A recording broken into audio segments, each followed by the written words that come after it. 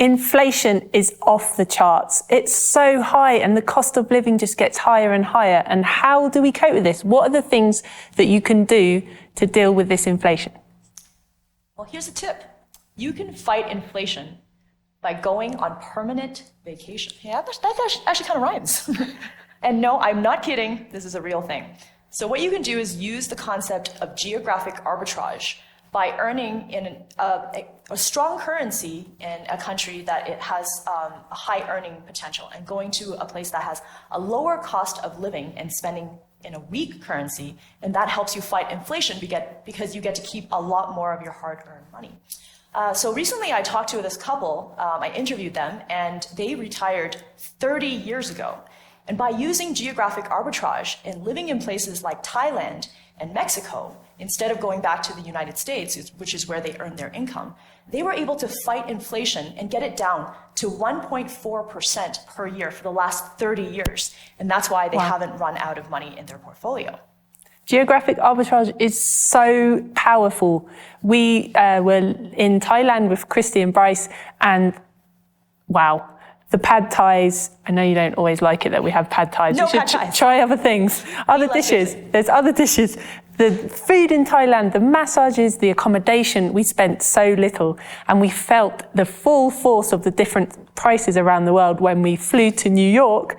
And the next day, our breakfast was $120. We were tearing our hair out. We were so, like, the stark difference between the two places. And it kind of shows that you can almost choose how much money you spend if you can choose where you live. So going to Thailand, your pounds must have made everything feel like it was free. Yes, we lived like kings.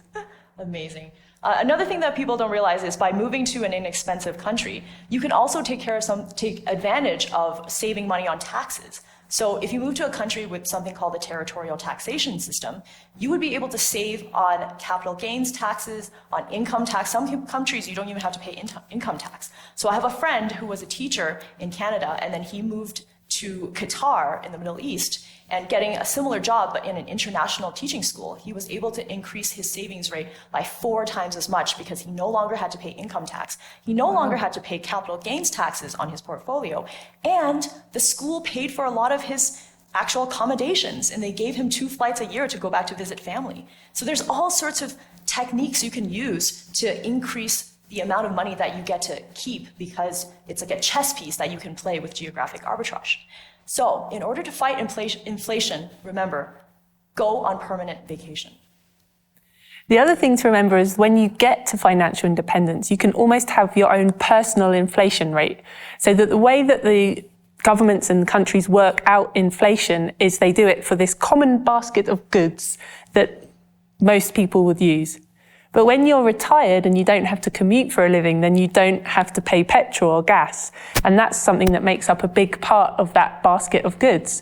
So actually you can see that you can almost choose not only where you live and how much you spend, but also what you choose to buy. Obviously there's certain essentials that everyone has to pay for, but you can be so much more flexible once you get to financial independence, choosing where to live and how to spend.